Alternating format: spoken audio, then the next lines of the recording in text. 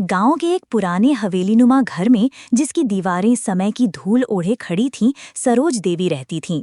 56 वर्ष की सरोज देवी का व्यक्तित्व किसी पहेली से कम नहीं था।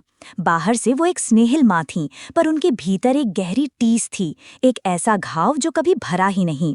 उनके साथ उनकी बेटी नंदिनी और बेटा अरुण रहते थे। इस घर का एक और सदस्य था, विवेक, सरोज देवी का सौतेला बेटा। विवेक उनके पिता का पहला बेटा था, जिसने अपने पिता के अंतिम दिनों में उनकी सबसे ज्यादा सेवा की थी। यही वजह थी कि मरने से पहले पिता ने अपनी पूरी संपत्ति विवेक के नाम कर दी थी। इस बात ने सरोज देवी के मन में नफरत का ऐसा बीज बोया जो हर दिन बड़ा होता गया। वो ऊपरी तौर पर सामान्य व्यवहार करती, पर भीतर ही भीतर विवेक को कभी अपना बेटा नहीं मान सकी। विवेक इन सबसे वाकिफ था। वह एक शांत, पढ़ा लिखा और मेहनती इंसान था। उसे पता था कि सरोज देवी उसे कभी अपना नहीं मानेंगी, फिर भी उसने घर नहीं छोड़ा। पिता का सपना था कि परिवार एकजुट रहे, और विवेक अपने पिता की आखिरी इच्छा को किसी भी कीमत पर पूरा करना चाहता था। कहानी में नया मोड़ तब आया जब अरुण अपनी पढ़ाई के लिए विदेश जाने की तैयारी कर रहा था। कॉलेज के दिनों में उसकी मुलाकात संध्या से हुई थी।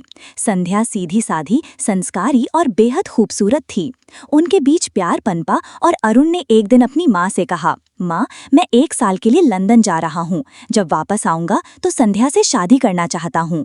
सरोज देवी ने तुरंत हामी भर दी, पर किस्मत को कुछ और ही मंजूर था। कुछ महीनों बाद संध्या की माँ का निधन हो गया। उसके पिता पहले ही नहीं थे, इसलिए वह अपनी भाभी के साथ रहने लगी। लेकिन उसकी भाभी ने उसे तंग करना शुरू कर दिया। आए दिन उसे ताने देती और घर का सारा काम करवाती। संध्या डर के मारे किसी को कुछ बता नहीं पाती थी। जब ये खबर सरोज देवी तक पहुंची तो उन्होंने एक योजना बनाई। उन्होंने विवेक को बुलाया और शांत स्वर में कहा, एक लड़की बड़ी मुश्किल में है। मैं चाहती हूँ कि वो इस घर की बहू बने और तुझे उससे शादी करनी है। विवेक ने बिना कोई सवाल किए सिर झुका दिया। वह जानता था कि माँ जो भी फैसला लेंगी वह परिवार की भलाई के लिए ही होगा। शादी हुई, पर सरोज देवी ने अपनी चाल चली। उन्होंने संध्या को शादी की रात बताया कि उसका पति अरुण नहीं बल्कि विवेक है।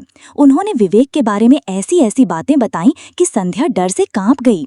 उसे लगा कि वो किसी बुरे इंसान के साथ फंस गई है। डर के कारण वह विवेक से दूर रहने लगी। विवेक सब समझता था। उसने कभी संध्या पर जोर नहीं डाला। वह बस चुपचाप उसकी देखभाल करता रहा। वह जानता था कि विश्वास समय के साथ ही बनता है। धीरे धीरे संध्या ने महसूस किया कि विवेक वैसा बिल्कुल नहीं है जैसा उसे बताया गया था। वह नम्र, धैर्यवान और आदर करने वाला इंसान था। उसकी आंखों में एक ऐसी सच्चाई थी जिसे संध्या अनदेखा नहीं कर सकी। 6 महीने बाद पहली बार संध्या ने विवेक की आंखों में भरोसा देखा। उसी रात उनका रिश्ता सच में शुरू हुआ।